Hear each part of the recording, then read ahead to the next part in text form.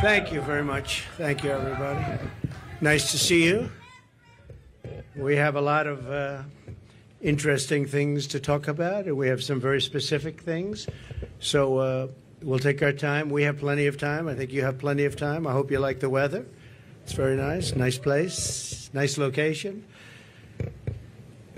And I do thank you for being here. And we don't have very much heat. So I'd say it's perfect weather for this. The rain is not imminent based on the fact that there are no clouds.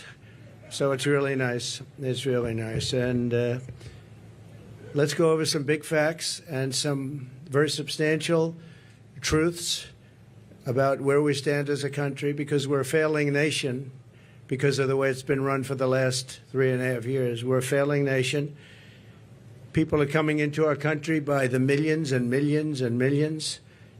We have no idea who they are, where they come from. But we're also a failing economy. Kamala Harris is a radical California liberal who broke the economy, broke the border, and broke the world, frankly. Very destructive to the entire world, because as we go, oftentimes the world goes. She destroys everything she touches. And if she wins, your finances and your country will never recover. You're never going to recover. A radical left person wants to put price controls all over the place, which will end up driving up your prices, not down your prices. Harris has just declared that tackling inflation will be a day one priority for her. It's going to be day one. But day one, really, for Kamala was 3.5 years ago. Where has she been? And why hasn't she done it? Why hasn't she done it? I hear her complaining all the time. She was the border czar, but she didn't do anything. It's the worst border czar in history. There's never been a border czar so bad. She's been unbelievable in terms of her badness to some of our allies, some of our great allies. You know who I'm talking about. Here is the record of economic calamity that Kamala is desperate for voters to ignore. She cast the tie-breaking votes that caused record inflation. She cast the votes. She's trying to blame Biden, as you know. So it was Biden, but I'm going to do a better job. But it was her. And if she wants to do a better job, she's still got 5 months left, right? But she can't do a better job because she doesn't know how to. And she's of a place in life where she wouldn't know what a better job is.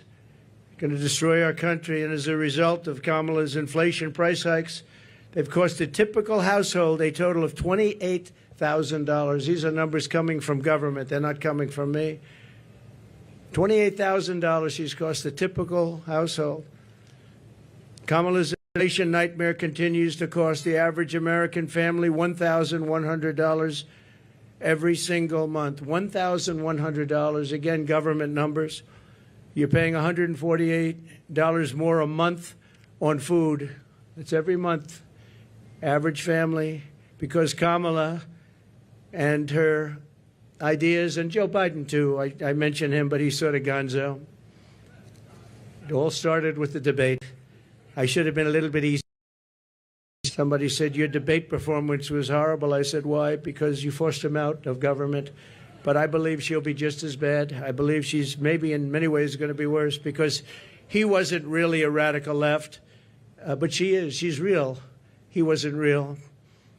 So I think she's going to be, in many ways, easier to beat than Joe Biden. What they did to him was disgraceful, by the way, and it really is a threat to democracy. It was a coup by people that wanted him out, and they didn't do not the way they're supposed to do it.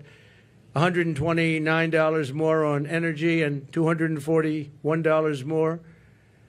This is all per month on rent. So you have that, $148, $129, $241, and then many other increases. You add it all up, it's thousands and thousands of dollars that she and he have cost people. The cost of a typical monthly mortgage has doubled since I left office, and that number was about 3 months old from government, and now it's tripled. We had mortgage rates at around 2%, close to 2%, and they're now at 10%, and you can't get a mortgage. So that means it's a lot higher than 10%. I guess it is whenever they want to give over the money, and that's a lot more than 10%. So when you think about double, they've actually quadrupled or more than that. Think of that, quadrupled, which really kills the American dream for young people. Young people are being devastated by what they've done to our country. Grocery prices have skyrocketed. Cereals are up 26%. Bread is up 24%. Butter is up 37%. Baby formula is up 30%. Flour is up 38%. And eggs are up 46%. And many items are up at much higher rates than that. Now Kamala is reportedly proposing communist price controls. She wants price controls. And if they worked, I'd go along with it too, but they don't work. They actually have the exact opposite impact and effect. But it leads to food shortages, rationing, hunger, dramatically more inflation. Their Inflation Reduction Act, by the way, was a disaster. It's what caused the inflation. Their Inflation Reduction Act was a con job. They actually admitted that it wasn't really for inflation that they did it. They don't know why they did it, but they named it the Inflation Reduction Act, which was a very nice name. Got approved based on that. Unfortunately, people didn't understand it. I understood it. I said that's going to cause tremendous inflation, and it did, among other things like energy. She's running on the Maduro plan. We call it the Maduro plan, like something straight out of Venezuela or the Soviet Union. This announcement is an admission that her economic policies have totally failed and caused really a catastrophe for our country, and beyond that, a catastrophe in the world. A little bit unrelated, but not totally unrelated. We have wars breaking out in the Middle East. We have the horrible war going on with Ukraine and Russia. All these things would have never happened if I was president, would have never, ever happened, and they didn't happen. Since Harris took office, car insurance is up 55%, and they just announced it's going to be substantially higher than that within the next week. They expect big increases in car insurance. It's out of control, and insurance generally. Thanks to Kamala's war on American energy, electricity prices are up 32%. Gasoline prices are up 50% and going higher. Meanwhile, real incomes are down by over $2,000 a year. So the incomes for people are down $2,000 on average a year, government numbers. The typical American has seen a 4% pay cut under Kamala and Biden. Crooked Joe Biden. Credit card debt has exploded by 50% under Harris to a record high. It's now at a record high. It's never been anywhere close. Since March, and by the way, people are going to have to start paying that, and it's not going to be a pretty sight for the next period of time. It could be a substantial time. Since March of 2022, the average middle-class household has lost $33,000 in wealth. How about that? $33,000. That's average. In July alone, 350,000 people were added to the unemployment rolls. It's a lot of people. 350,000 people added to the unemployment rolls. And think of that. That's in 1 month. That's in July. Virtually 100% of the net job creation in the last year has gone to migrants. You know that? Most of the job creation has gone to migrants. In fact, I've heard that substantially more than beyond the number of 100%. It's a much higher number than that, but the government hasn't caught up with that yet. But virtually right now, as of the time they did this, virtually 100% of the net job creation in the last year has gone to migrants. Harris gave work permits and Social Security numbers to more than 3 million illegal immigrants to steal jobs from Americans. So think of that. And, you know, they're having a lot of problems with Social Security. I'm going to be the one to save Social Security, but they're having a lot of problems with Social Security because under their system of putting all of these people into it, it's going to blow up and fail. If she's elected, Social Security will fail. It'll be a blow-up like you've never seen before. It'll be a bankruptcy of the entire system, probably the nation itself. You don't have to imagine what a Kamala Harris presidency would be because you're living through that nightmare right now, and it is a nightmare. It's a nightmare. And you're going to stop inflation, but we're going to have a crash, and we're going to have a crash like a 1929 crash if she gets in. You saw a gentleman yesterday who got up, one of the top analysts in the world, frankly, and said that if Trump isn't elected, he predicts, and he's predicting you have a stock market crash like 1929. He also said the only time and the only reason the stock market has gone up, even though it had some bad moments recently, but I think we'll take a substantial lead. You saw the polls come out today. We're leading in most of the polls, but you'll have a I have a lot of friends over there. That's nice. I don't think they're reporters, however, are they? This was supposed to be for reporters. Thank you very much.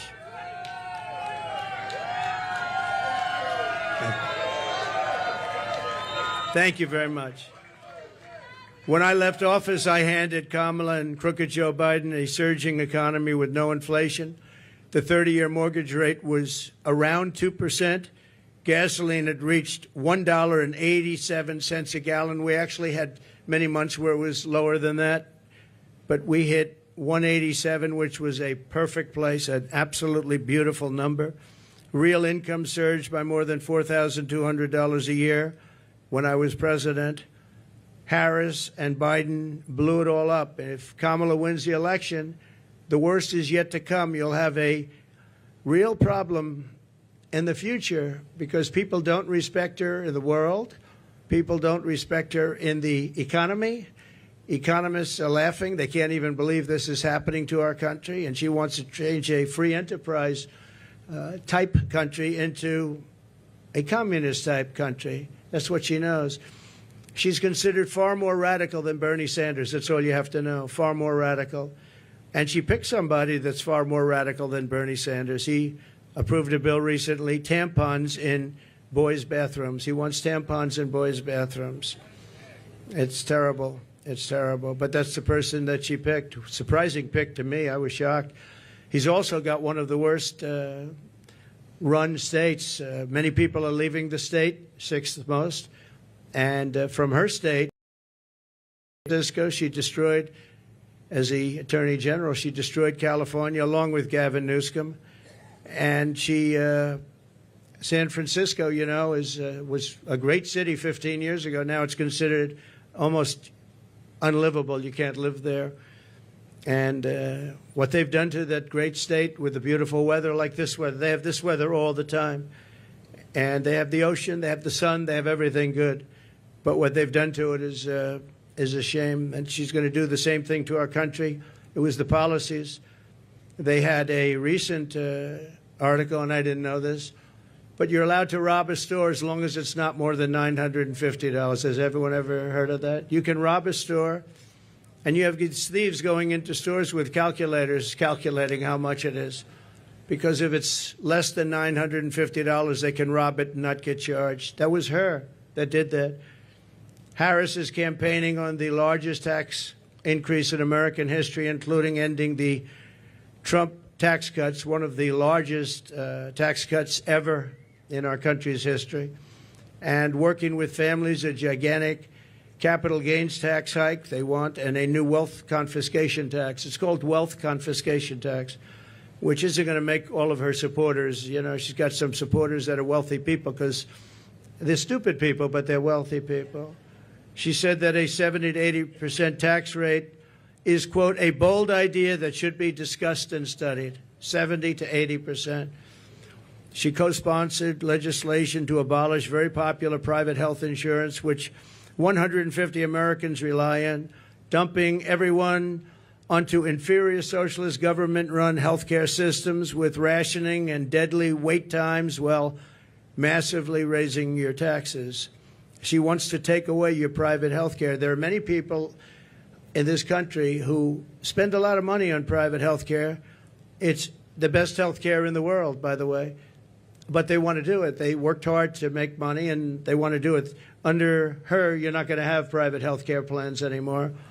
And you can be a wealthy person or a middle-income person, and you want to spend on a really good plan, better than a government plan could be, far better. And you're not going to be allowed. You're all going to be thrown into a communist system. It's a communist system. You're going to be thrown into a system where everybody gets health care. You wait for your doctor like 10 months, 12 months, 11 months. You got to see some of these plans, how they work in other countries. It's disgraceful. So private health care is gone. She wants it out. Now, she could change on that, and she might change on that. She's changed on everything, but I said, why are you changing? I actually was asking somebody that knows her, why is she changing? She had these policies and ideas for years and years and years, and very solid on them. All you have to do is go back and look at your tapes, which many have been discarded because they don't want, discarded by the fake news, because they don't want people to see what she said just a year ago and 2 years ago. I've never seen anything like it. Even my statement on waiters, waitresses, caddies, a lot of great people, people that drive cars, no tax on tips. All of a sudden, out of the blue, she comes out. That was months ago I said that. And she came out and she said, no tax on tips. She could have at least said, you know, President Trump had some great ideas, but one of the ideas was no tax on tips. I think it would have been nice, and people would have accepted that. But she just came out like it was hers, and she never had her. In fact, just the opposite. The IRS is all set up to really go after people that make tips. And they passed legislation and signed executive orders making it really hard on waiters, waitresses, and that was very recently. That was just before I made the proposal. They were really going after people. So they're lying when they say that, you know, this is what they want to do, because their legislation, which everyone knows, and their executive orders were extremely tough. They also put 88,000 new IRS agents in that can go and harass everybody. She wants to close dozens of existing power plants, causing rollbacks of power in our country. You're going to have brownouts, blackouts, the likes of which you've never seen, and plunging millions and millions of people into poverty. That's going to put them into poverty, and they're not going to have heat. They're not going to have air conditioning. She wants to close dozens of existing power plants. So maybe she'll change that too. But she's got a lot to change. Almost everything she's ever said, she's got to change. Nobody's ever seen, and that's why we're here. Nobody's ever seen anything like it. She wants to abolish coal, oil, and natural gas, 84% of U.S. energy supply. And it's the coal and the natural gas, clean coal, I call it, and oil, natural gas that create electricity. And by the way, I'm a big fan of electricity. If we're going to go with the AI, if we're going to do that, I don't know if you know, but we need twice the amount of electricity currently supplied for everything to the entire United States of America. So to be competitive on AI, I was talking to Elon Musk. We had a great discussion the other night. I agree. And he said a big problem is getting the approvals to create all of that energy, all of that electricity, specifically electricity, and you're going to need that for other forms of modern business too. And I'll get it done, but other people aren't going to get it done. They're not going to be able to get it done. As border czar, and she was the border czar. She was, I don't know if she was proudly called border czar, but that's what Crooked Joe Biden called her. She's the border czar. Everybody said it. And then about 2 weeks ago, she didn't want to be called the border czar anymore. She said, oh, I was never the border czar. It doesn't matter. She was the person responsible for the border, and she never went there. She went to a certain location once, but I would have gone there and taken my family to dinner there. That was not a place that is going to the border, a place with no problem. As border czar, she allowed 20 million people, and I believe it's higher than that. People say 13, 14, 12, 10. But now they're all up to around 12, 13, 14. They have no idea, because you have millions and millions of what they call gotaways, the gotaways. Gotaways are people that pour into our country. We have no idea who they are. That's the worst of all. But she allowed at least 20 million people to invade our country, and she wants to give them all citizenship and free government health care and let them raid Medicare and Social Security, which will, again, she will destroy Medicare. She will destroy Social Security. And frankly, there's nothing she can do about it once this happens. There's nothing she can do about it. She called for abolishing ICE. These are great patriots who are tough, tougher than anybody in this audience. Some of those people, I know them over there. Some of those men and a couple of the women, to be honest, they're tough as hell, but they don't want to fight MS-13. I've seen it. They go in. Long Island has had a lot. We got them out. But now they're coming back because of weak policy. And because of things that she wants to do, like defund the police. You know, she wants to defund the police. Now, she has since said, no, I don't want to do that anymore. The one thing I see with politicians, they always go back to where they were. She wanted to defund the police, and she wanted to abolish ICE. I was going to say, though, these ICE people are incredible patriots. They're tough as hell, and they go into a pack of MS-13 gang members, the toughest in the world, probably the toughest gangs in the world. They come from different parts of South America, and they want to come in and in Long Island, not too recently, but recently, they carved up with a knife two beautiful 16-year-old girls who were walking to school. And the reason they used a knife instead of shooting them was very simple, because it's more painful. They wanted to watch them agonize. And these are animals, and we have to get them out of our country, or we have to put them in jail because we don't want them back. Sometimes you have to put them in jail because their country doesn't want them back. They'll send them back the way they do. Just so you know, I know all of the people that we're dealing with as the heads of countries. And they're very smart. They're very streetwise. And what they're doing is they're taking all of their criminals, and they haven't brought all of them yet. They brought a lot of them, though. But they'll bring all of them. I'm shocked it's taken so long. If I were in their country, it would have gone a lot faster. I will tell you that I would have gotten that, too.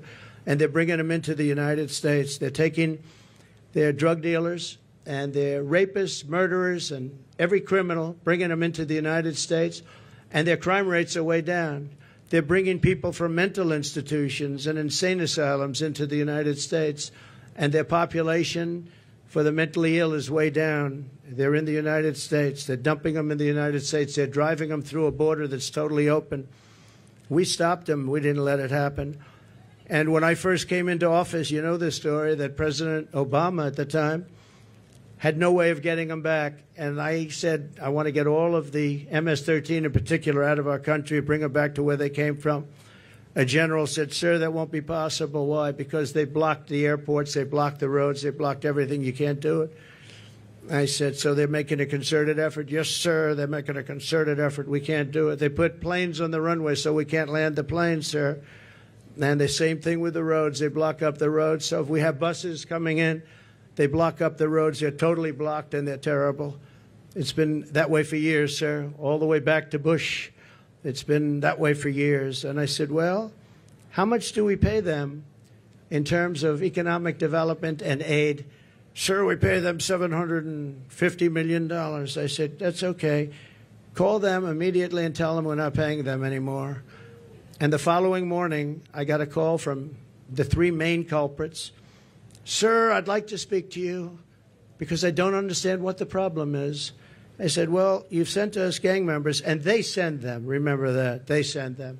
They said, you send us gang members, you send us killers, and you send us drug dealers, and you send us horrible people, and when we want to bring them back to your country, you won't accept them. And that's under President Obama and all the way through. And therefore, you're in default. You are in total default of the money that we send you. And we're not going to send you the money anymore. You're not getting any of the $750 million and more. We're not giving you any. You are delinquent. You are delinquent in what you've done. And you're not getting, sir, please, can we talk? I said, yeah, we can talk. What? We would absolutely love to have MS-13 sent back to our country. We think they're wonderful people. They're not wonderful people. They're wonderful killers. But they changed their tune totally. When I said they weren't going to get the money, I don't know why these people don't do it. And the $750 million now is billions of dollars because Biden increased it very substantially. He thinks by sending them money, they're going to send fewer people into our country. How stupid is that? So they're giving them $2.5–3 billion. The 750. Not only did he give it, I didn't even pay after they made the call because I said, you know, you've treated us badly for so many years. We're not going to pay you it anyway. But now they're giving them billions of dollars, billions, much more than when I took over. It was 750. Now they're giving them billions. But they said, there must be an understanding, sir. We would love to take them back. And I said, well, you're going to get them back. And we started bringing them back by the thousands out of Long Island, out of Michigan, out of Ohio, by the thousands.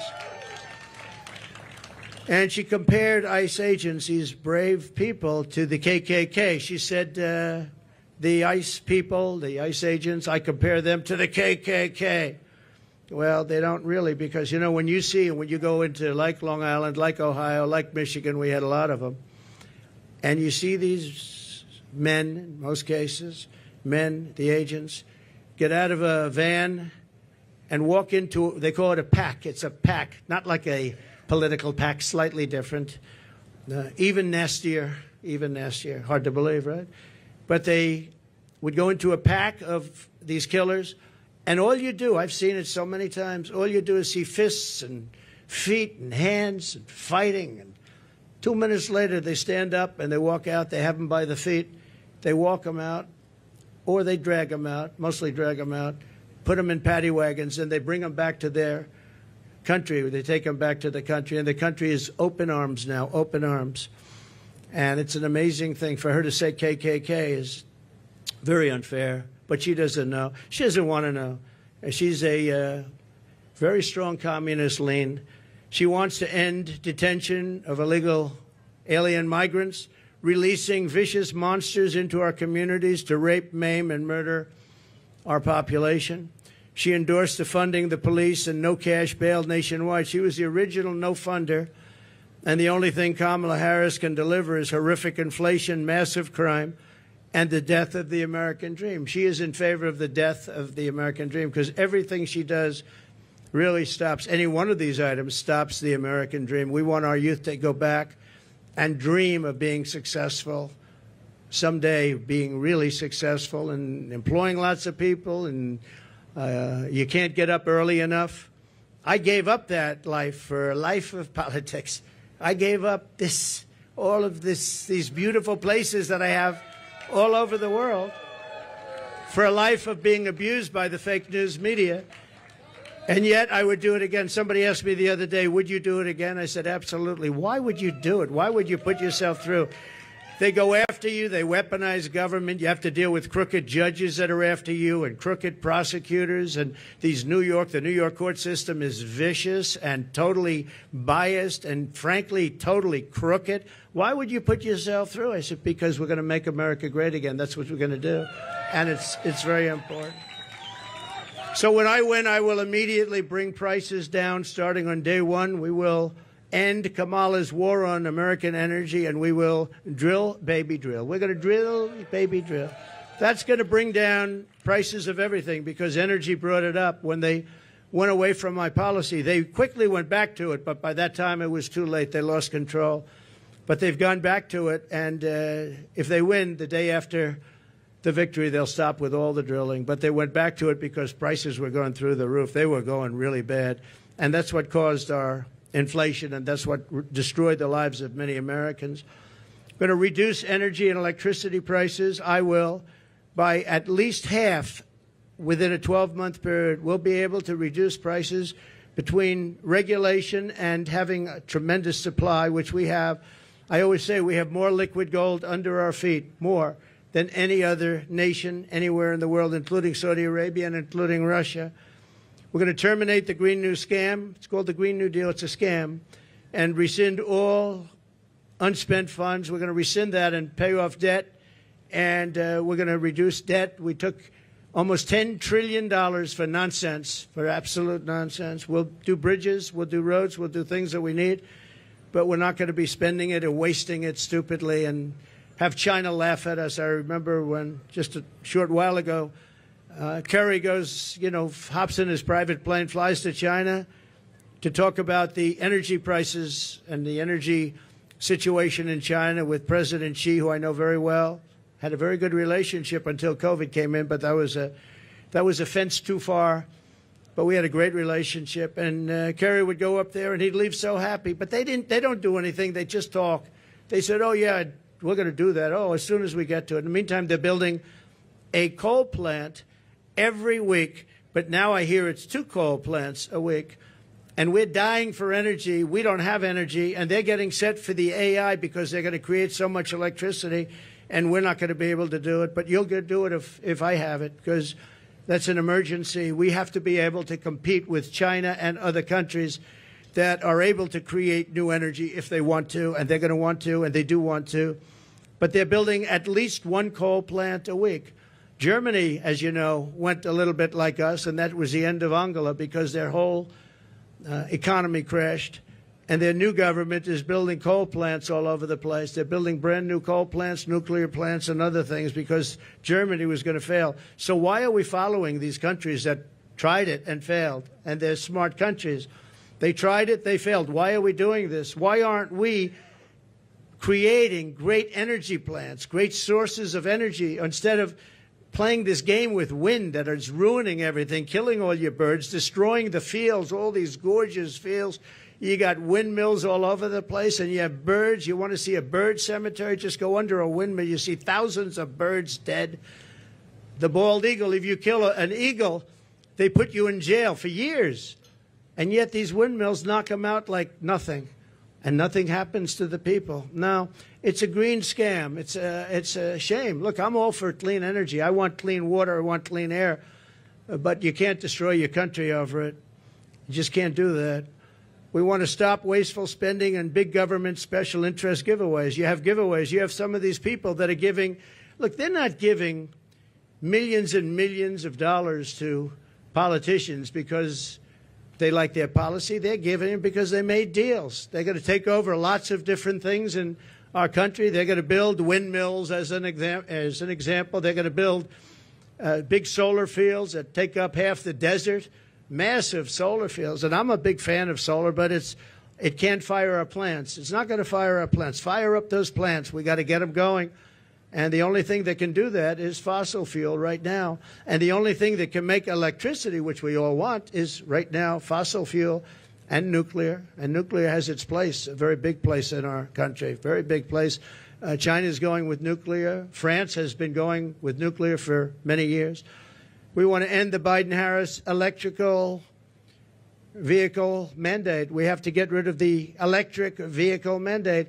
And look, Elon endorsed me strongly, most powerful endorsement. He said it 3 or 4 times the other night during our little chat. But a chat that was very well listened to and attended. We know that, right? It broke every single record, I think, in history. And he's a great guy. But I told him, I said, you know, I have one problem. I'm all for the electric car, but it's a very small percentage. I think the electric car is incredible. I think what you've done is incredible. But people are going to want, some people are going to want gasoline-propelled cars. They're going to want hybrids. They're going to want other types of cars. And Elon, you know, they're going to have to do that. And he understands that fully. And I think he was amazed by this electric vehicle mandate. They want it for trucks, too. If you do it for trucks, you're not going to have any. You talk about a supply chain problem. A truck going from New York to Los Angeles, if it's electric, will have to stop 6 times for long periods of time. If you have diesel fuel, it goes all the way, and you can even come a piece of the way back before you have to reload.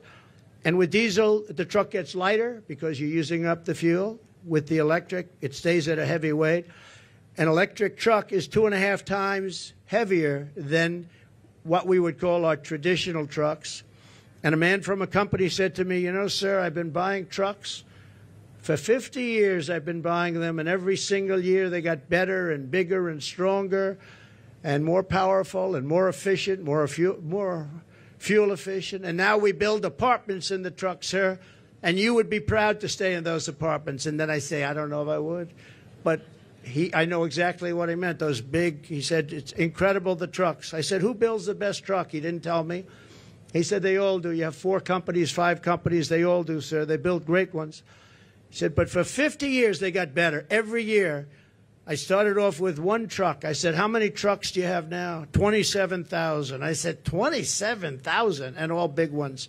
He's the biggest. This is the biggest. He said, for 50 years, I've been buying, and every single year, they got better, more efficient, stronger. He said, if they make us buy electric trucks, we will go back 70 years because the truck is worse than the one we had 50 years ago. And he said, I won't partake in it. They want the truckers, the trucking industry to do that. One other thing, the truck is heavier and the battery is much larger than the tanks. And the battery would take up about half of the payload. Think of that. But just as importantly, the battery and all that goes into electric is much heavier. The truck it weighs 2.5 times more than a normal truck. fired up by diesel. And he said, if that's the case, sir, you would have to rebuild every single bridge and road in America because the weight is so enormous. It wouldn't be able to go on the bridges and all of the different weight-bearing roads in America. I said, did you explain this to the people? I mean, you know, a 5-year-old child, if he was hearing these things, it doesn't go far. It takes too much room. You don't have any room left for anything. It's almost the whole thing would be carrying a battery. Does anybody explain this to these people? We do explain it. They know it very well. At the end of the meeting, they say, we don't care. Just start making your electric truck. We're not going to do it. We're not going to do it, he said. So we're going to repeal all that. We're going to repeal Kamala's regulatory onslaught, saving households an estimated $5,000 a year at a minimum. The massive tax cuts and no tax on tips. We're going to make sure it gets done. She's not going to get it done. She didn't hear about it until I said it, and then she went out and she went and did it. And the other thing, no tax on Social Security. We're not going to have seniors who have been decimated by inflation pay tax on Social Security, and we'll get through it through growth. We have tremendous growth potential in this country, but not with these people running it, because all they're going to do is take away, and they want to take away your growth and your growth potential. Again, I say it all the time, we're a nation in decline. We're a failing nation. Right now, we're a failing nation, and we're going to soon be a great nation again. That's going to happen. Another thing we're going to do, having to do with a lot of reasons, a lot of things, and the economy in particular, we're going to seal the border. We're going to stop the invasion. We're going to send the illegal aliens back home. We're going to bring down the cost of health care and housing. We're going to make sure that Social Security is not going to be increased in terms of years, where people have to wait much longer. I mean, we have an obligation to take care of these people. And just so you know, I didn't do it in 4 years. I never even thought about doing it in 4 years. And they probably don't want to do it, but they're going to have no chance. They're going to have no choice, because a lot of the people that are coming in are being signed into Medicare. They're being signed into Social Security. And it's just going to explode. And it's going to happen very fast, and it's going to be very ugly. It's not going to happen with us. We're going to open up tracts of federal land for housing construction. We desperately need housing for people who can't afford what's going on now. And when we open it up and we take off some of the restrictions and regulations, you know, in California, 50% the cost of a house is regulations. They have to adhere to regulations that bring the cost of the house up by 50%.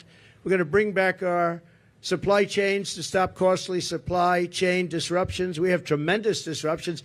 I have it all the time, and I think you do too. We order things, and I keep saying, well, when's it getting here? Sir, there's a supply chain disruption. And, I mean, you end up getting stuff like 3 months late now. I don't know, all these geniuses over here, I think we can say that. I'm not sure that you're necessarily as much into it, but they are. And I will say that very often, we have problems with supply chains where I'm waiting for things for weeks and weeks. And I say, by the way, whatever happened to it? Supply chain, sir, it's not coming in. And it's a terrible thing. Nobody ever thought a thing like that would happen to our country. We're going to restore peace and stability all throughout the world. And you all know Viktor Orban.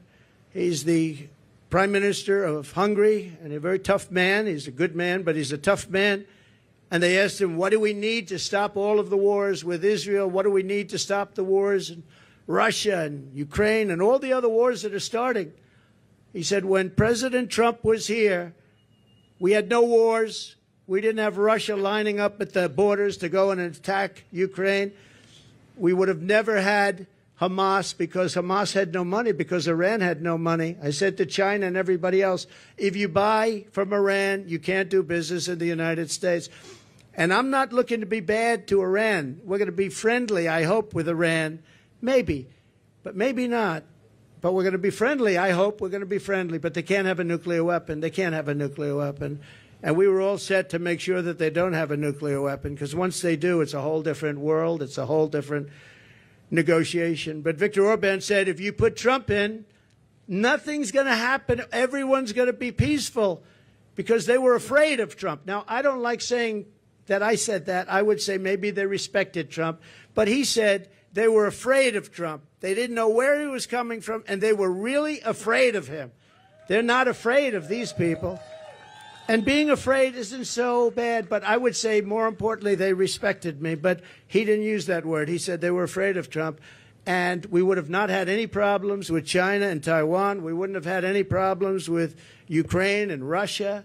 We wouldn't have any problems with anything. But we will stop inflation. We will make America affordable again.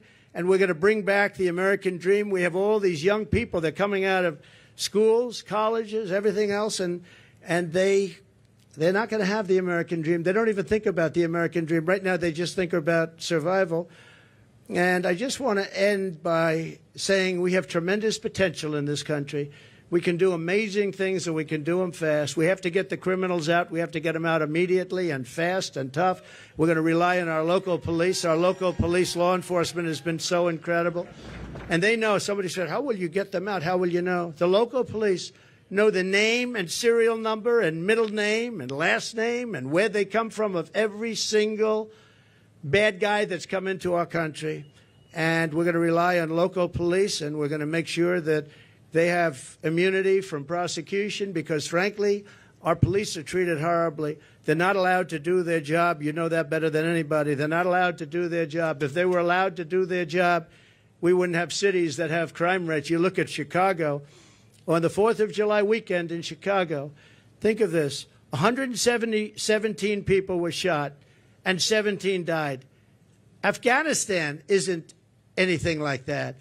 And speaking of Afghanistan, the single most embarrassing day in the history of our country. And yesterday I saw they gave $85 billion worth of brand new military equipment that I rebuilt the military. So this was equipment that, to a large extent, I bought. But brand new, and they had a parade yesterday, a beautiful parade. We were going to get out with dignity and strength. We were there for 21 years. And we were going to keep Bagram because it's 1 hour away. Bagram is this massive Air Force base that I visited. It's a massive base. And we were going to keep it because it's 1 hour, not because of Afghanistan, but because it's 1 hour away from where China makes its nuclear weapons. And they were showing it off yesterday, but the fact is that China now controls Bagram. China, can you imagine that? And we left. We were going to stay there. We were going to keep it. We were going to get out with dignity, strength. We were going to take our soldiers out last, not first. We took our soldiers out first. I dealt with Abdul, and he's still the leader. Strong man, smart man. But he understood that if he did anything, because we were losing a lot of people to the snipers, and under Obama, it was terrible. It was brutal. They'd be walking around and just get shot, and that was the end of them. Our people, and other people too, civilians. And I let him know that if you do that, we're going to hit you so hard like you've never been hit before. But why, he said, do you send me a picture of my home? Why? Why do you send me a picture of my home? I said, you'll have to figure that one out later. But I said, we're going to have to hit you people so hard like we've never hit anybody. And he understood. And he said, yes, Your Excellency, I understand. He called me Your Excellency. I wonder if he calls that to Biden. I doubt it, right? But he understood that, and he respected us. And for 18 months, not one American soldier was killed. Not one. And then I left because of an election where I got millions of more votes than we did in 2016. We got millions of more, from 10 to 12 million votes more. Think of that. No president has ever gone with that kind of an election uptick. Usually a president will get less. President Obama got less, much less, his second time, but he won. But he got much less. We got 10 to 12 million votes more, and that's not including other votes that we could talk about it another day. But this is their votes, 10 to 12 million more. And we left, and that's when all the problems started. We didn't have these problems. We would have never had a problem with Abdul. We would have never had a problem with anybody, frankly. And I'd have to say, you're looking at things behind me. They did a nice job. Wow, I haven't gotten to see. That's good. I don't like the tags very much. Look at that. Up 46% eggs. Wow. Up 65%. Wow. School lunch is up 65%. How can a family afford that? But look at this over here. What a nice job. I think I'm going to take some of them back to my cottage and have a lot of fun. like the Cheerios. I haven't seen Cheerios in a long time. I'm going to take them back with me. Bacon is through the roof. They're all through the roof. The milk, everything is bad. And we're going to straighten it out. We're going to bring prices way down, and we'll get it done fast. And with her, it's just talk. She's a radical left San Francisco person who destroyed the place. And I don't know. It's hard to believe that she can even be in the discussion. They had a group of 12 people that she was considering, and they put her name in there, and they marked them, who were the best and who were the worst. And she was actually rated the worst of the 12. They had 12 plus her, 13 people, and they rated her the worst. Now, 6 weeks ago, she was considered to be a failed vice president and a failed administration, a disaster. And now all of these people are talking about her like she's Margaret Thatcher, liberal version. She's not smart. I don't believe she loves our country. And we cannot have our country destroyed, because once that happens, it'll never be able to come back. Okay? If you'd like, we can ask a few questions. Mr. President, it's been reported that you recently spoke with Prime Minister Netanyahu, maybe as recently as yesterday. Can you clarify when the last time was you talked to him, and what advice, if any, you're giving him about a ceasefire, about ending this war? The last time I saw him was at Mar-a-Lago, and he came with his wife and a large group of people. And we had a very good relationship with him and with Israel.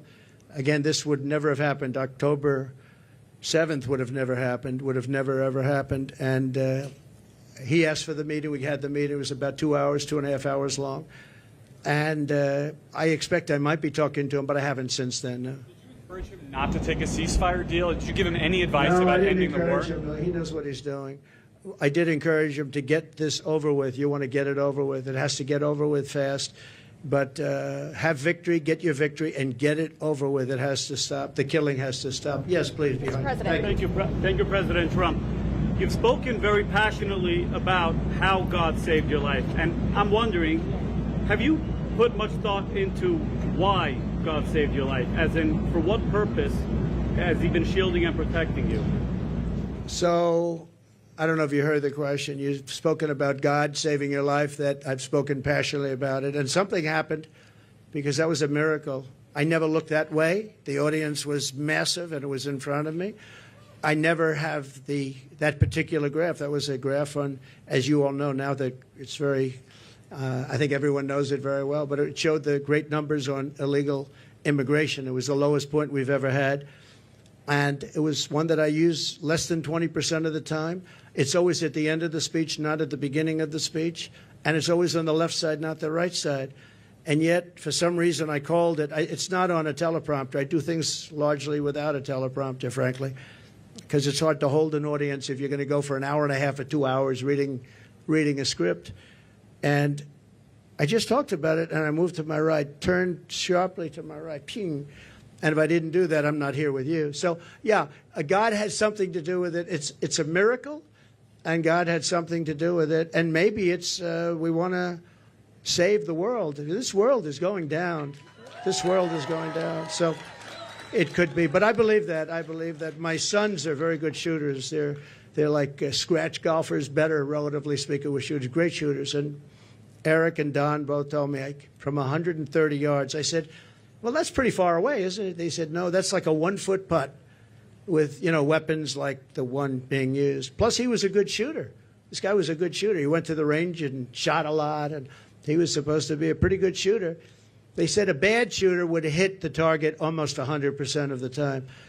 So something happened. And I have to say the Secret Service sniper did an amazing job. He had 5 seconds to find the target and hit the target, and he hit the target within, think of this, 5 seconds. And he was much further away because he was over here, and this other person was over there. So you have to give credit. And I have to also say about the Secret Service, when I was hit, I knew it because when I touched, there was blood pouring all over my hand. I said, I guess I know what that is. And I was going down for protection. And they were screaming, get down, get down. There was bullets. And those Secret Service guys were, and person, Kate, they were on top of me in a matter of, I think, 3 seconds. It was time dead. And bullets were coming out. I would hear the bullet. I didn't realize you could hear it, but now I know very well. those bullets were going right over my head. They were there and very brave. There was nobody that said, I'm not going to be going there. They just, they were there very quickly, and they were very brave. There were mistakes made, obviously. He shouldn't have been up there. The roof should have been taken care of, and there were mistakes made. There's no question about it. But there was a lot of bravery also. We have to remember that. Okay, thank you very much. Brian? Thank you. I'm going to talk about credit card debt for just a second. You've got all these items. It reached a record. It's a record. Credit card. 48% up. And many families going into debt just to pay for groceries. Yeah. What's your message to Americans right now that you can make America affordable again? Well, I would say my message to them, so he said, credit card debt is at the all-time high. It's never been like this. What's your message to America? How are we going to solve that, and what will they do? You know what I think they should do? They should, on November 5th or sooner, if it's early voting, which largely it is, which is ridiculous. We should have one-day voting, paper ballots. We should have voter ID, and we should have proof of citizenship, because people are voting and people are going on now without citizenship. But we should do it, and maybe we'll be able to get that done too. It's one of the things I want to do. But my message to them would be very simple: vote for Trump, and we're going to fix the problem. We're going to get it fixed. We'll get it fixed. Follow-up question, yes, if I could. Kamala's been promising on day one, I'll do this. And for basically 4 years, she's promised this day one. Yeah. What will you do on day one to turn this country around? So she is saying when she gets in, she's in now. And especially with Biden, because, I mean, he's not in the best of shape. But you know what? She's in there now. She can do anything she wants. And she's still saying, if you elect me, I'll do this, I'll do... Why didn't she do it? Here's my one question. It's the easiest question, because she complains about everything. Why didn't she do it? That's all I ask. On day one, we're going to drill, baby, drill, and we're going to close the border, and we're going to let people come in, but they're going to come in legally. They're going to come into our country legally. But on day one, we're going to do many things. You know, I can do a lot of things at one time. But the questions often is, what's the first thing you're going to do? I would say we have a tie. We're going to close the border. We're going to stop the millions of people coming in, and we're going to take all of the criminals that have come in, and we know every one of them. I know. And the local police know better than anybody else. They're going to work with us. I've spoken to a lot of the sheriffs, every police, virtually every law enforcement group in America has endorsed Trump. I don't think anybody's endorsed Kamala. Not one. I don't think anybody's endorsed them. And you know that better than anybody. In Florida, all over California, they've endorsed me. We have the relationship I have with law enforcement. And these are great people, and people that we have to really cherish and respect and let them do their job and protect them. And you'll always have a bad apple in everything. You have bad apples as reporters. That I can tell you many. I'd say about 80%. But you're always going to have bad apples. But you have very, very few when you look at it. Very, very few. You have to let them do their job. You have to protect them. But basically, we're going to drill, baby, drill. We're going to get the energy prices down almost immediately, and we're going to close the border, and we're going to get the crooked ones out, the bad ones out, and we're going to let a lot of people come in, because we need more people, especially with AI coming and all of the different things, and the farmers need, everybody needs. But we're going to make sure that they're not murderers, killers, drug dealers, and the kind of people that we have largely coming in right now. Okay? Mr. President. Many of your allies who want you to win in November say your current strategy isn't working, that you need to stop with the personal attacks on Kamala Harris and deliver a more disciplined message.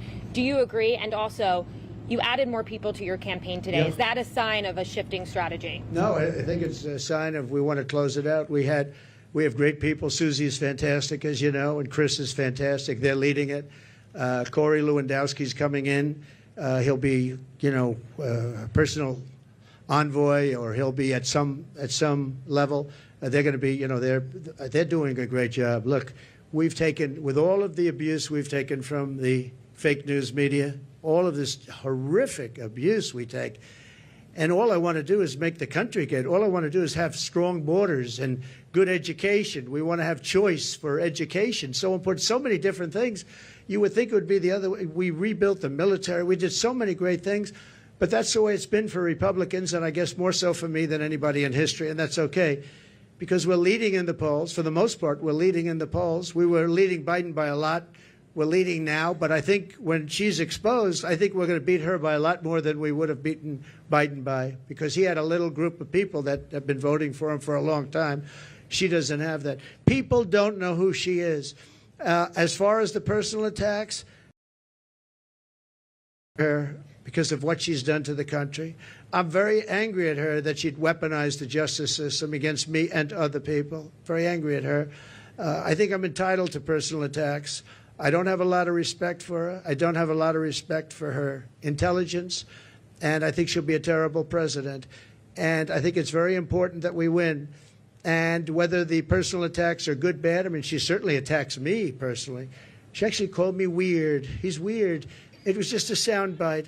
And she called J.D. and I weird. He's not weird. He was a great student at Yale. He went to Ohio State, graduated in 2 years, at the top of his class, and all of these different things. And we have this guy that's running a very failed state, who's had a terrible career. I mean, you have him saying they're weird. No, he's a weird guy. And she's weird in her policy. Who wouldn't want to have strong borders? Who doesn't want to have lower taxes? You know, all my life I've watched as politicians campaigned, and I've always been on, you know, for the most part on the other side, on the side that these people are on. And they always talked about, we're going to reduce taxes. This is the only campaign I've ever heard where they're saying, we're going to increase your taxes. And then people say they're going to vote for him? I don't know. So I don't think so. I don't think people know who she is yet. When people, because really people didn't know. You can ask the man on the street. I saw it on one of the shows today. They asked the man on the street, what's the last name of Kamala? Nobody knew. It's Harris. Nobody knew the last name. I don't even use it because nobody knows who I'm talking about. People don't know who she is. She's a radical left socialist. But beyond that, I mean, she's way beyond socialism, who's going to destroy our country. And when they find out, I think you're going to see something. But right now, even not knowing her, and with all of the, like the cover of Time magazine, they didn't put a picture. They got a great artist to do it. What was that all about? You know, what was that all about? The whole thing is crazy. I just want to win for the country. Some people say, oh, why don't you be nice? But they're not nice to me. They want to put me in prison, you know, just so you understand. You know, they tell me I should be nice. They want to put me in prison. It's never happened before in the history of our country. I did nothing wrong. I have crooked judges. I have crooked prosecutors. And they're all Democrats, all Democrat areas, other than in Florida, where you had a brilliant judge who ruled in my favor. I won the case, the documents case, won it in its entirety. And Jack Smith, deranged Jack Smith, suffered a defeat. But in New York City, everything's clubhouse, everything. I know it very well. I grew up there. I know it very well. And we have a very crooked system. And it's one of the reasons that New York is dying. Nobody wants to come in. No companies want to come in because the courtroom system is so corrupt, both at a federal level and at a state level and a city level. And they put you into an area where you have 3% Republican vote. It's all a rigged deal, just like Fani, F-A-N-I, Fani, with her boyfriend. And I think that's been discredited, too. They've been discredited. But think of it. They don't want me to be a little bit nasty. They want to put me in prison. Me. They want to put me. It's never happened before in the history of our country. It's happened in third world countries, but it's never happened here. And they're in danger because you create a precedent for doing that.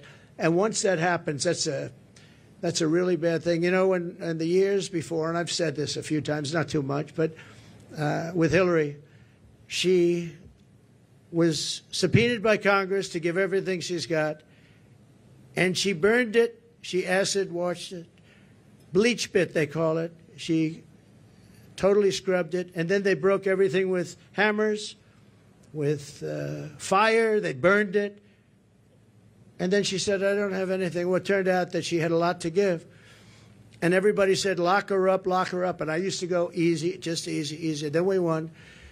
And I said, wouldn't it be terrible? And you know, I lose. Some people are upset when I did this, but you have to look at it maybe differently now. I say, wouldn't it be terrible to put the wife of the president, former president of the United States, into a prison? Now think of that. Hillary Clinton, she was Secretary of State. She was the wife of a president of the United States who used to be a friend of mine before I ran for politics. He was a friend of mine. Used to play my golf course all the time. I have a great golf course right next to their home in Westchester. He used to be there all the time. It was his favorite course. But you know what? I could have done that very easily. She was so guilty. And I said to my people, wouldn't it be terrible to put, I don't know, wouldn't it be terrible to take, and we won the election, wouldn't it be terrible to take a former Secretary of State who was the wife of the President of the United States and put her into a prison? But that's what they want to do with me, and I did nothing wrong. It's all crooked politics and really crooked judges. You know I have a gag order. Do you know I can't even talk about it right now? Do you know that I have a judge who has a gag order? He doesn't want me to talk. And the reason he doesn't want me to talk is because what I say is so devastating and so horrible for him. But think of it. I have a gag order. There's never been a politician in history, I mean, probably for any politician for a city council office. I'm the leading candidate to be president. I won virtually unanimously. I beat everybody.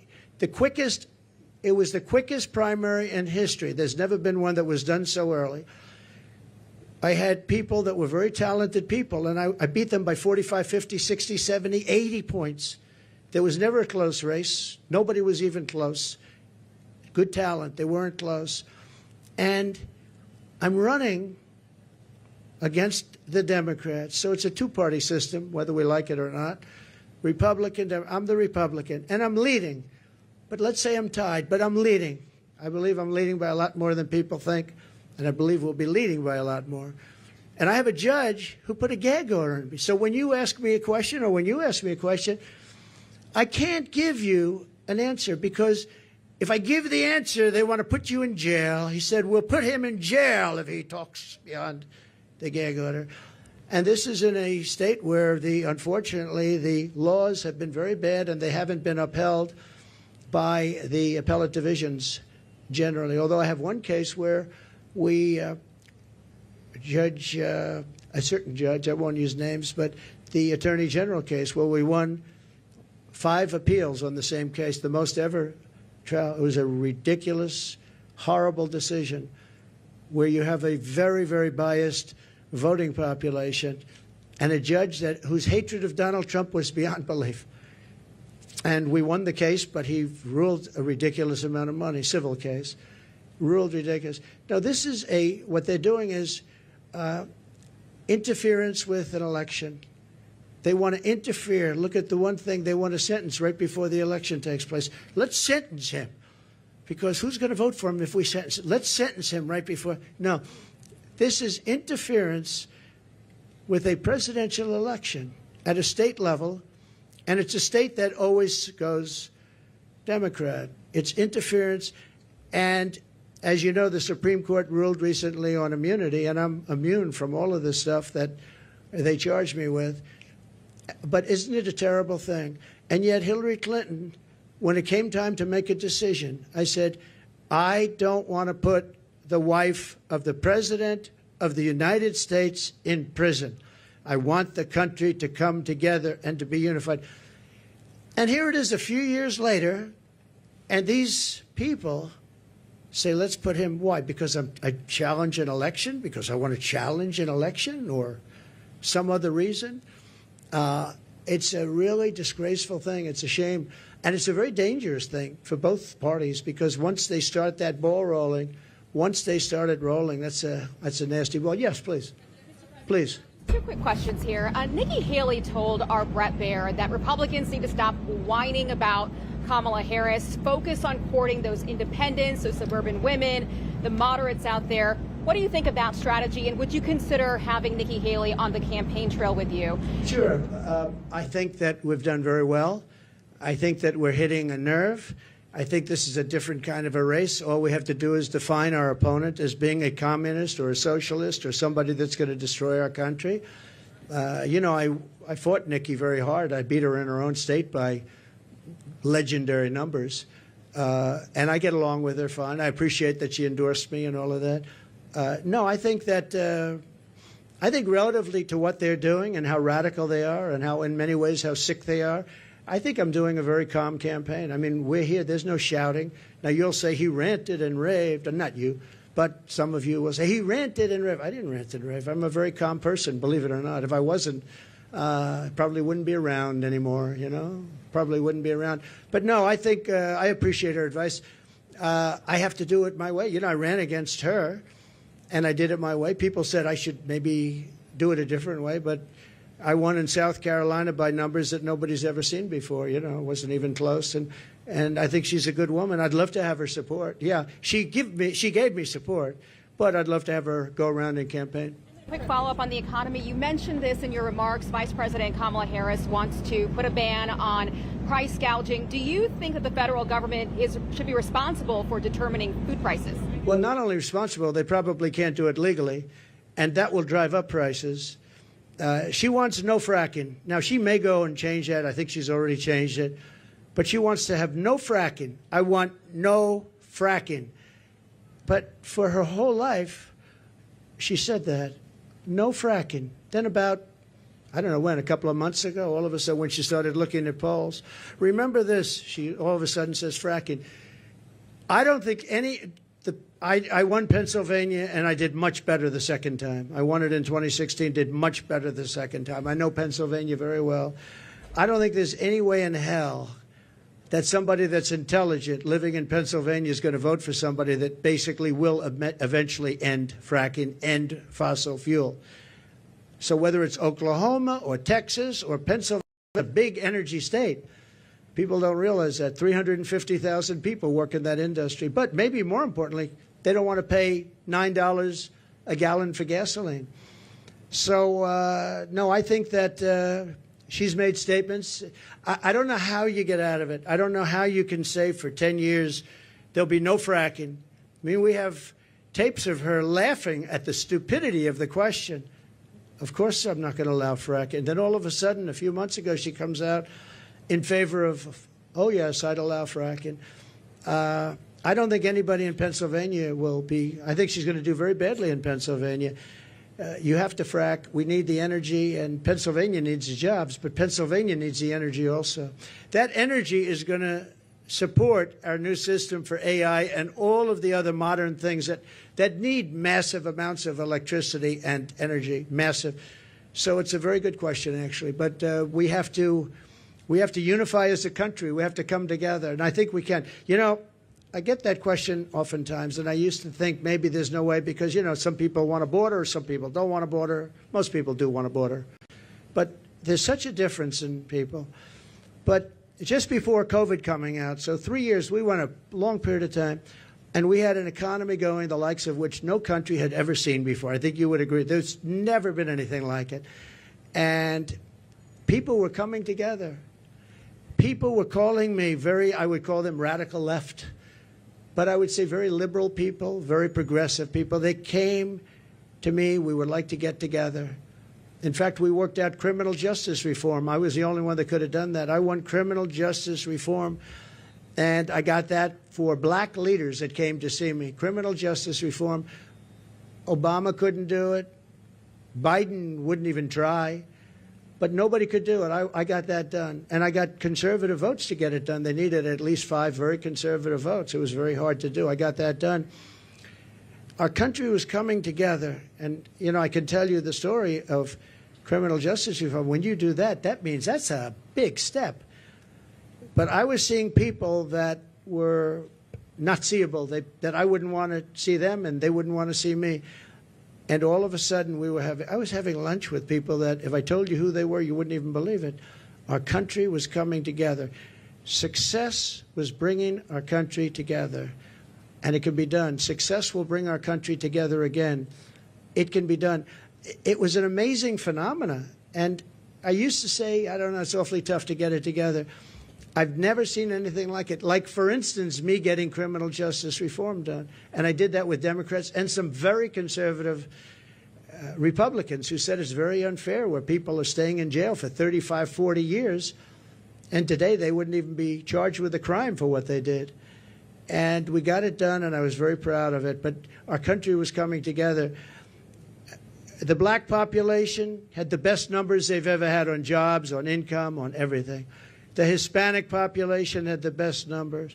Asian population, men, women, young people with diplomas from the best schools, Harvard, MIT, the Wharton School of Finance, they're all coming together. And everybody was happy.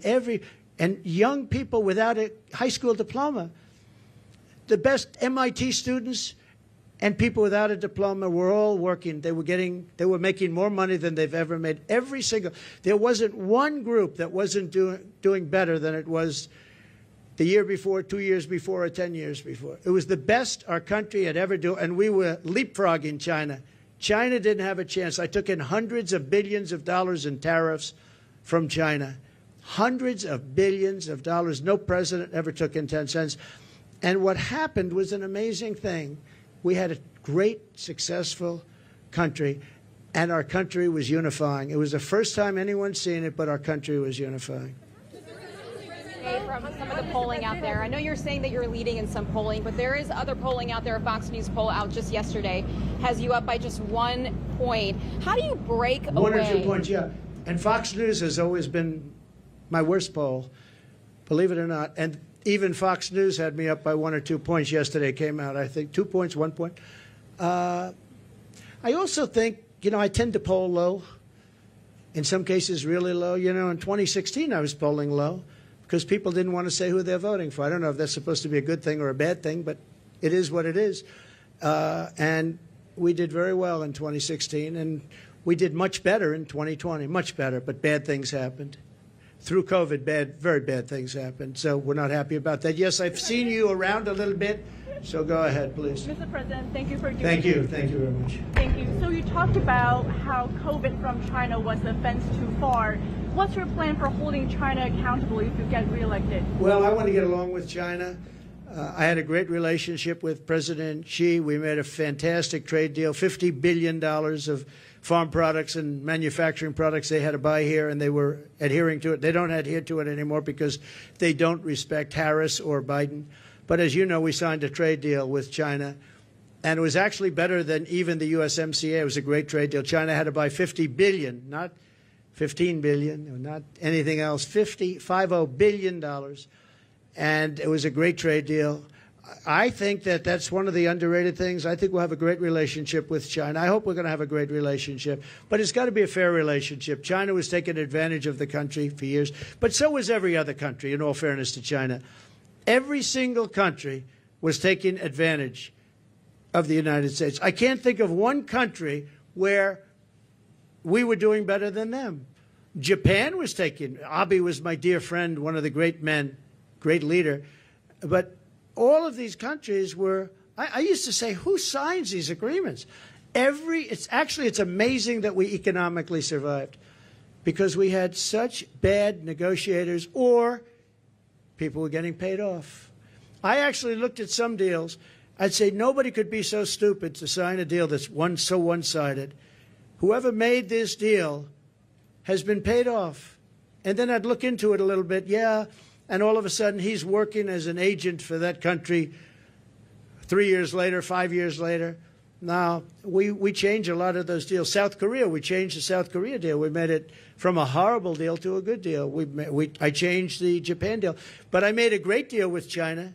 They had to buy $50 billion worth. They never bought anything like that. In fact, it was a misunderstanding. When I said the people were negotiating, what number are we talking about? They said 15. I thought they said 50. So when they came back to me, they said, sir, we're all set to get it going. I said, good, what's the number? 15. I said, you told me 50. Why are we going down to 15? They said, no, we said 15. I said, you told me 50. Actually, I heard them wrong. They said 15, but I heard them wrong. So I said, go back and get 50. And we got 50 instead of 15. And it was great. I really think that we can have a great relationship with China. We can have a great relationship with a lot of countries that right now. One of the things with China, I know as much as any country, but all of the countries, the one thing is they have to respect you. If they don't respect you, and I was very tough in countries like Japan, and yet Abe, who was a great man, assassinated, horribly assassinated. He was a great man. He was a great leader. But I believe, and I was very tough on him. I was very tough on Russia. Russia, I was probably the toughest. I ended Nord Stream 2. I ended the biggest deal they've ever done, the biggest pipeline in the world, the biggest. All of Europe was going to be supplied by Russia, and I ended the deal. It was dead. And then Biden comes in and approves it. And they say, oh, I was nice to Russia. No, Putin actually said to me one time, you know, if you're supposed to be, like, friendly with me, I would hate like hell for you to be angry at me because you are brutal. Think of it. Not only that, the sanctions, but forget the sanctions. I ended Nord Stream 2. The pipeline was dead. And then Biden comes in, and he got $3.5 million, in all fairness, from the mayor of Moscow's wife. Remember that? During the debate, we brought it up, and Chris Wallace, who's not the father, he is not, there is no resemblance between him and Mike Wallace, that I can tell you. He said, you shouldn't be talking about that. I said, why not? They got the family, $3.5 million from the mayor of Moscow's wife. Why wouldn't I talk about that? He wouldn't let me talk. I said, I'm negotiating against two people, not one.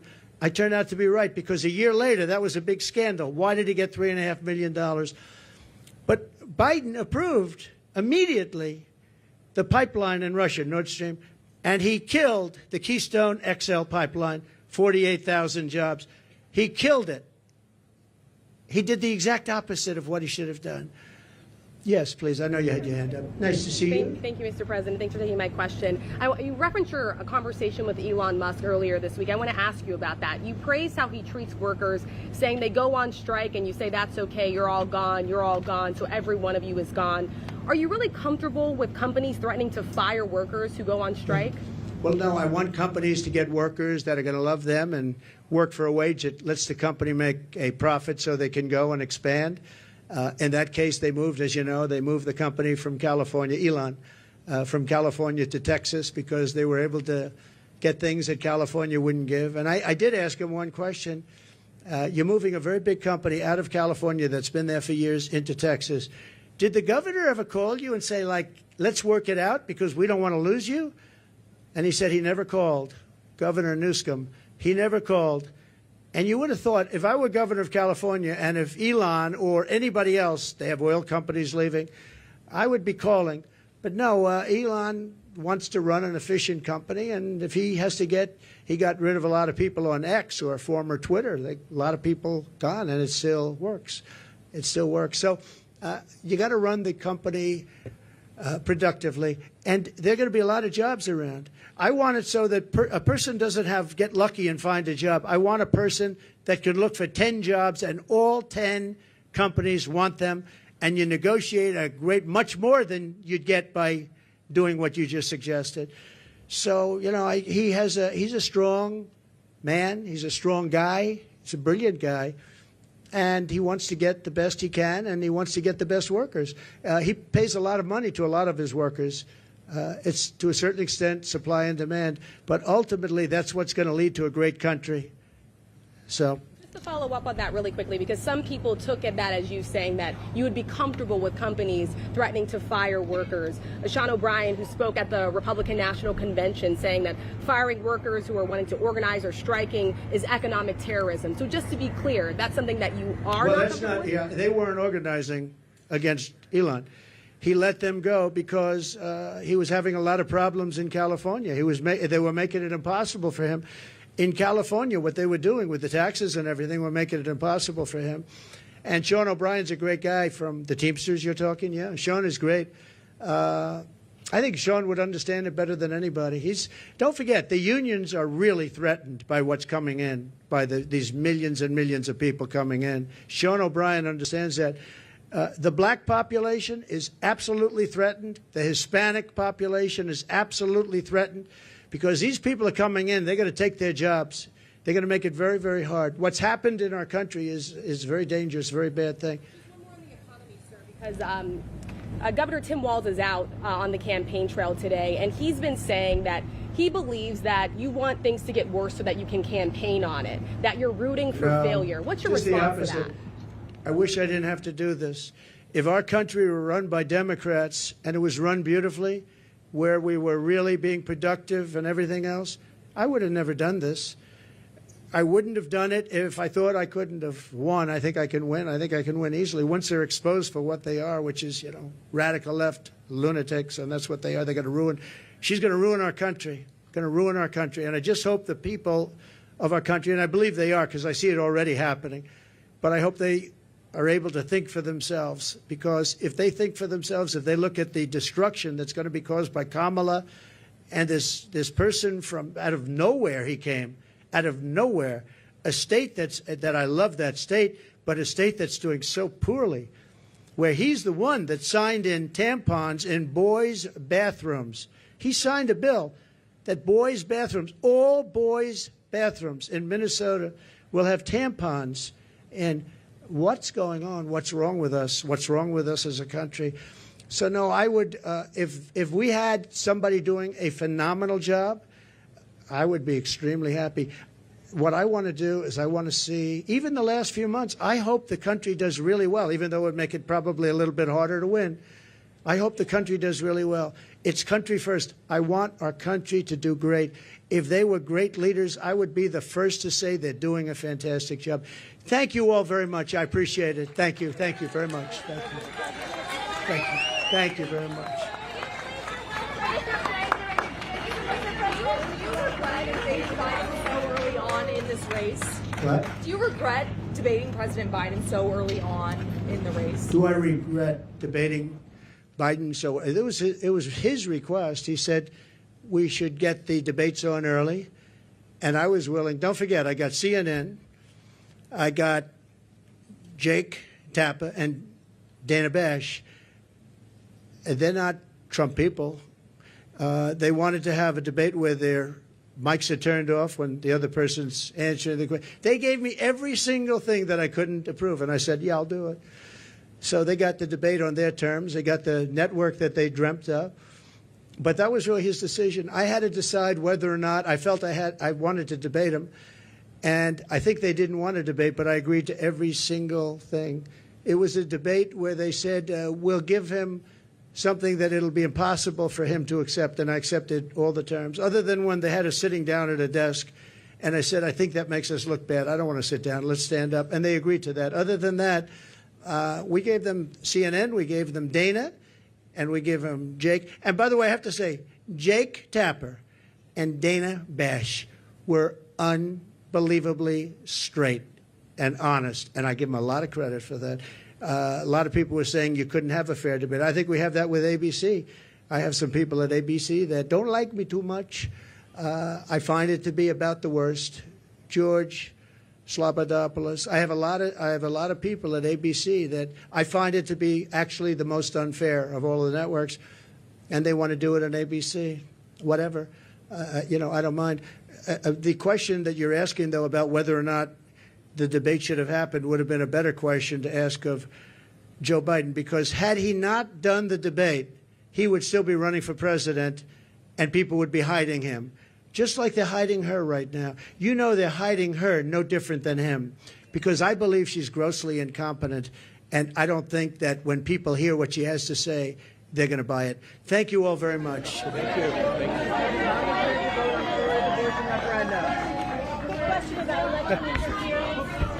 Wheaties or Cheerios? Which one are you taking? I want them too. Which one are you picking? What happens to all these groceries?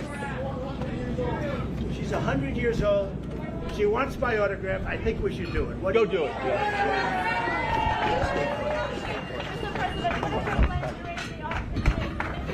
Follow him if you can. Follow him. I think it's going to be a disaster. I think it's going to be a mess. President Trump,